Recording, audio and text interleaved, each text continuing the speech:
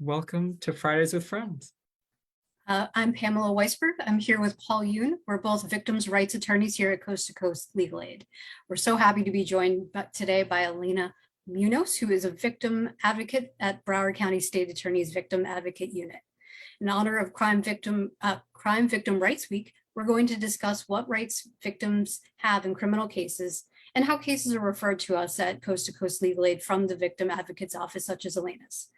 Welcome, Ms. Munoz. Please introduce yourself to our viewers and tell us a little bit what you do at Victim Advocate at the State Attorney's Office.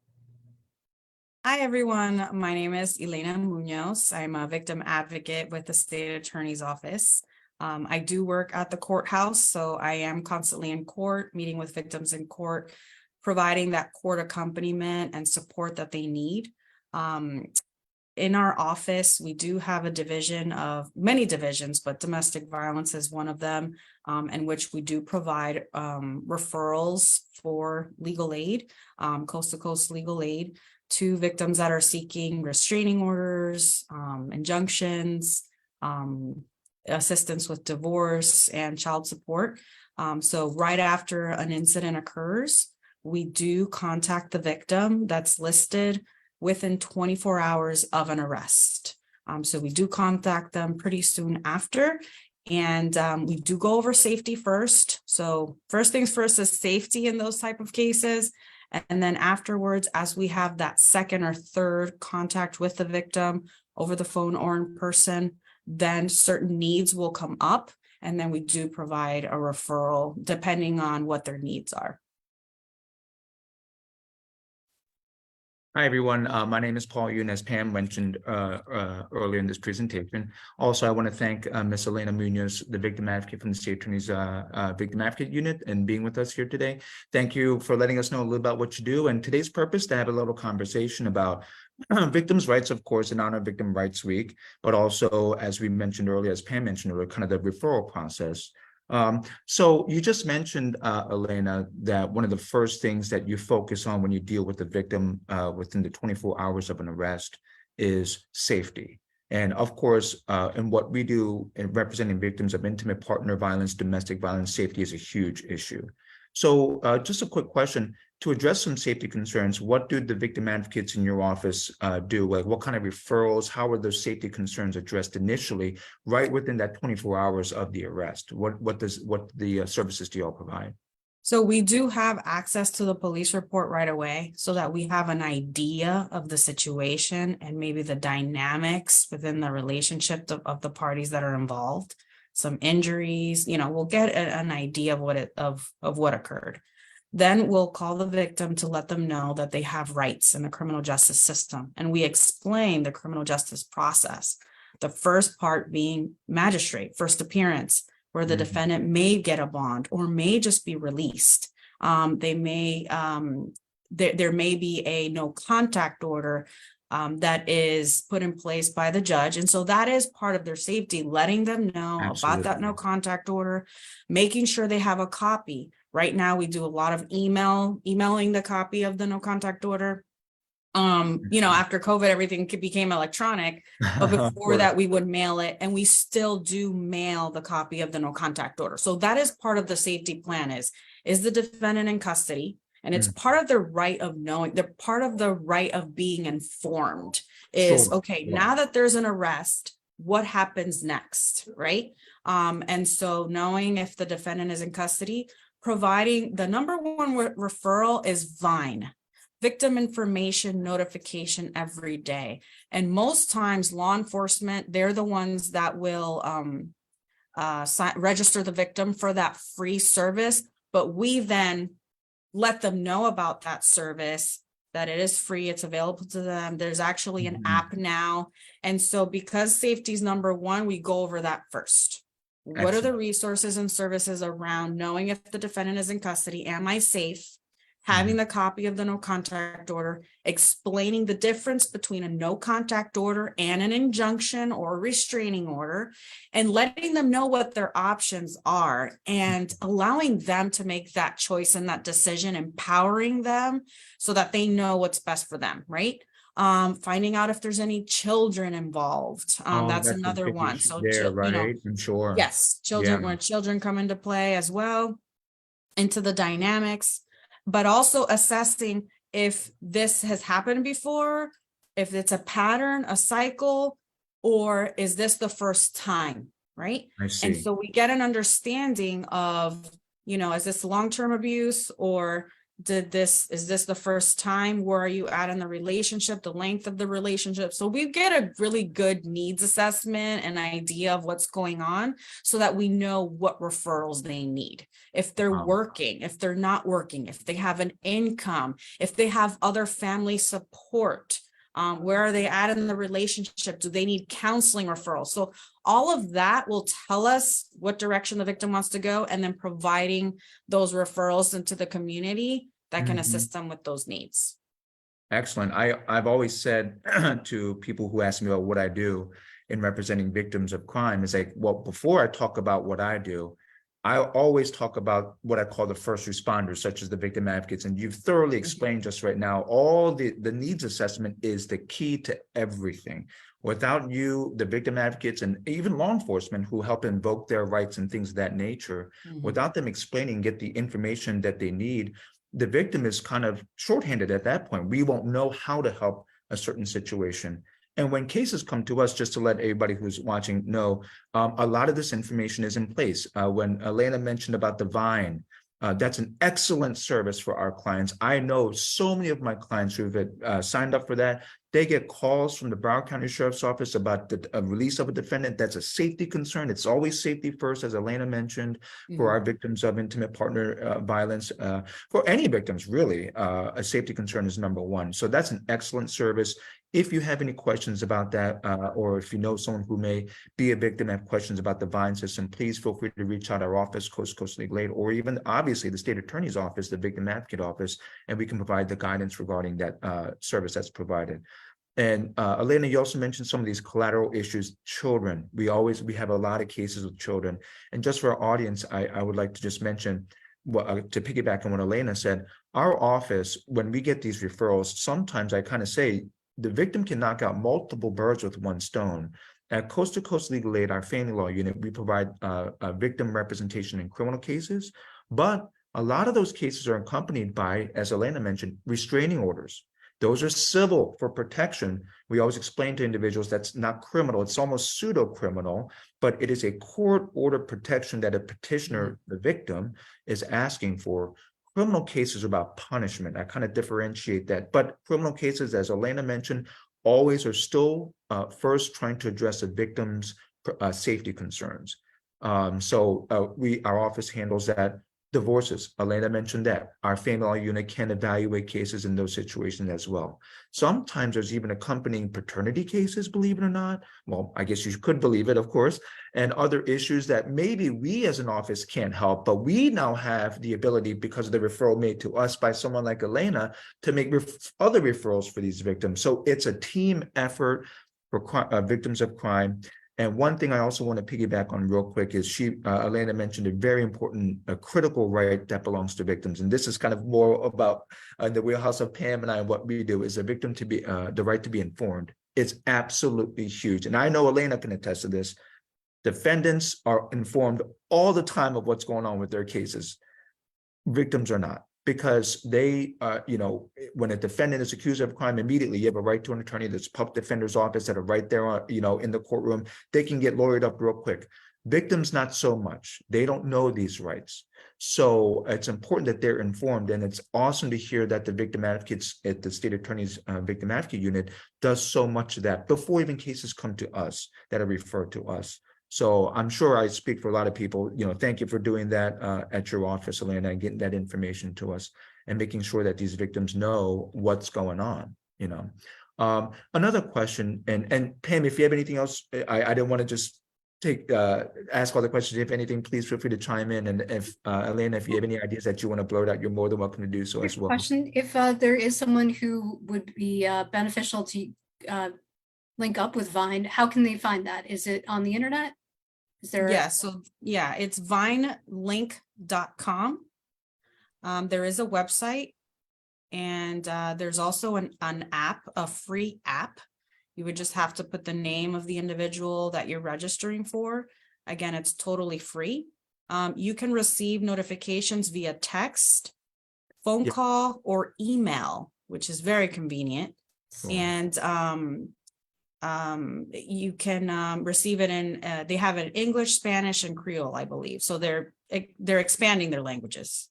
Great. Thank you so much. I think that You're would be welcome. helpful to know.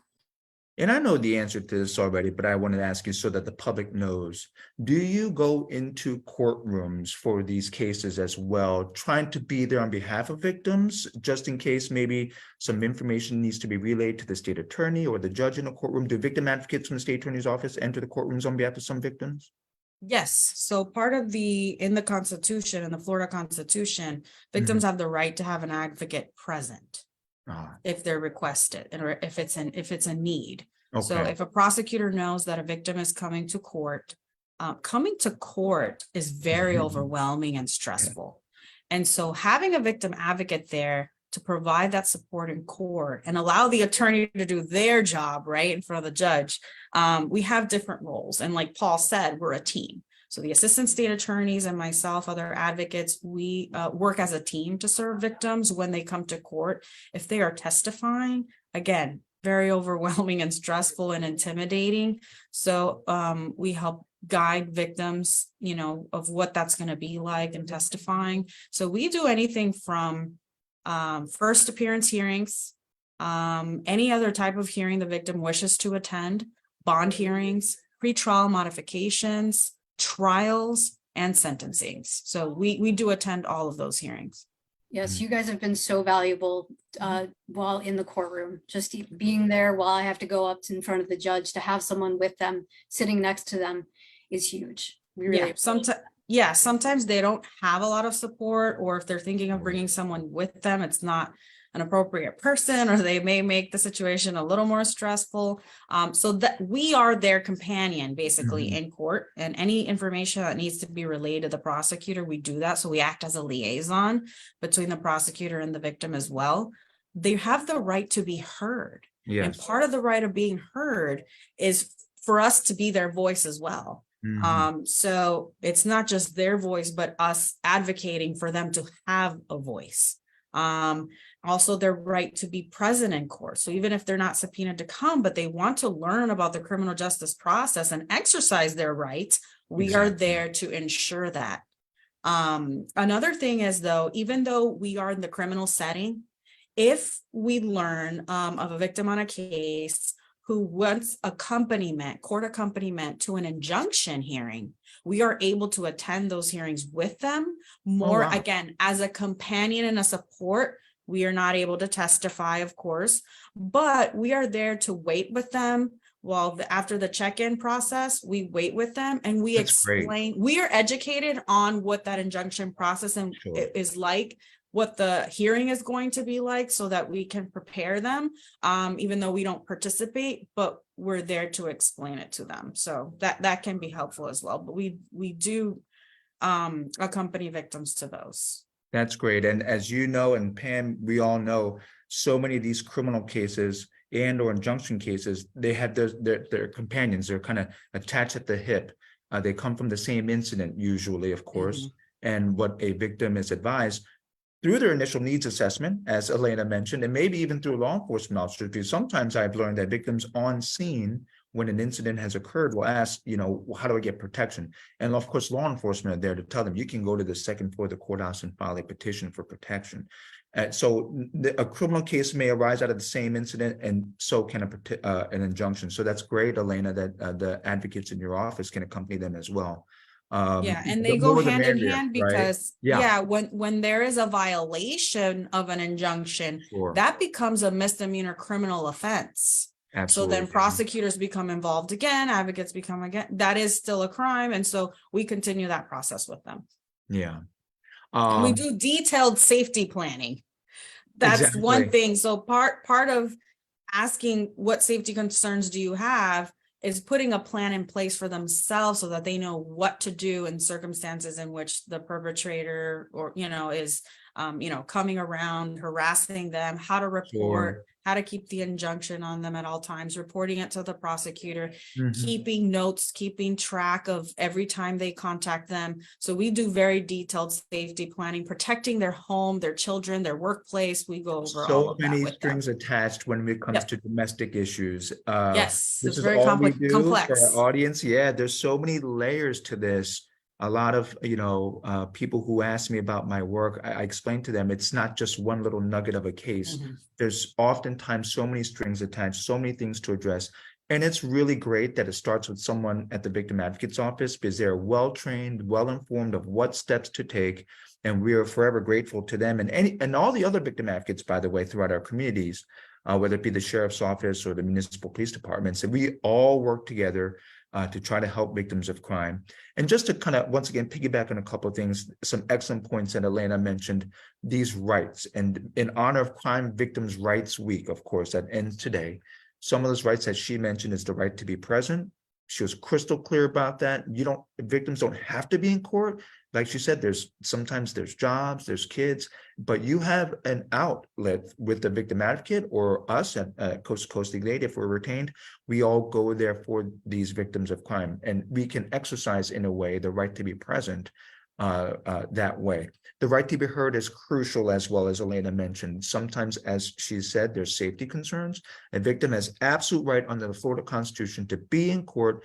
Now, the new normal, you can even appear via Zoom from the convenience of your own home, or if you got to take a break from work, to state your concerns. The judge may ask you questions, believe it or not. Even the defense or the state attorney may ask you questions. What are your concerns? Have things happened that are alarming? Things like that. The right to be heard is a critical right that belongs to victims of crime. And the one I believe is most important, and this goes to what Elena was mentioning earlier, the right to be in contact with the state attorney's office. What we explain to our clients is that injunction cases, for example, is one-on-one. It's the petitioner, the victim, versus the respondent, the adverse party. That's the title of the case, Jane Doe versus John Smith. But in criminal cases, it's not the case. It's the state of Florida versus the accused, in that case, a defendant, John Smith. So in that scenario, what you don't see is actually the victim in the title of the case, but that's okay. There's rights now that the victim has to have contact with the state attorney's office who is prosecuting the defendant, and that goes through the liaison was the word that Elena mentioned. A victim advocate is a great conduit to have that contact with the state attorneys, even not just the office, the actual prosecutor on the case. So that's a great way to have full knowledge of what's going on with the case. And of course, if you refer to us and we're retained to be your legal representative, your attorney, we also do the same thing as Elena does, the other victim advocates, and making sure there's a good sound, a link between your voice as a victim of the crime to the prosecuting person, the state within the state attorney's office. That way, all of our goal is to ensure that justice is served as best as possible for victims of crime, and that their rights are adhered to and advocated for as a criminal case progresses after victimization. And anything else, Elena, that you wanted to add in here? We usually do this for about 10, 15 minutes. We're so appreciative of your time. Is there anything that you wanted to throw in there, a little caveat or anything like that? No, Not, I don't know if you want to provide the phone number for the Victim Resource Center. If Yeah, anyone sure. has a Anybody criminal who's case. watching now or who will end up watching, that'd be great if you want to just give that number. Yes, it's 954-765-4133. And that is the Victim Resource Center at the State Attorney's Office in Broward County. Could they find that online somewhere too? I think I've seen it as Yes. part of like the state attorney's website as well, like the victim advocate Yes, unit. there is a Okay. link for victim services within the website of the Broward State Attorney's Office. Yes. Great. And also for Coast to Coast Legal Aid, you can reach out to us. We have a website, coasttocoastlegalaid.org. All of our services are listed there. Once again, Ms. Pam Weisberg and I, we specifically represent victims of intimate partner violence, easily said domestic violence in criminal court cases, and help exercise their rights as the cases progress. You can find us on our website. My email address, I freely give it out, is P as my first name, Paul, it's my last name, YUNE @legalaid.org. Just in case there's no E at the end of aid, sometimes people make that mistake. So once again, PYUNE @legalaid.org. Feel free to contact me via email. My office number is 954-736-2411. Ms. Weisberg, if you wanted to put your information on out there as well. Yes, my email address is pweisberg, that is PWEISBERG @legalaid.org. And my office phone number is 954-736-2465. If you have any questions or if you want to make a referral, just give us a call or send me an email. We'll be happy to help. Thank you so much, Ms. Munoz. Thank you, Mr. Yoon. Thank you, everyone out there who's joined us. This is a perfect end to a very informative week, and I hope everyone has a great and safe weekend. Thank you so much. Thanks, Elena. Have a good day. Thank Have a good weekend, you. everyone. Bye. Thank you. Bye. Take care.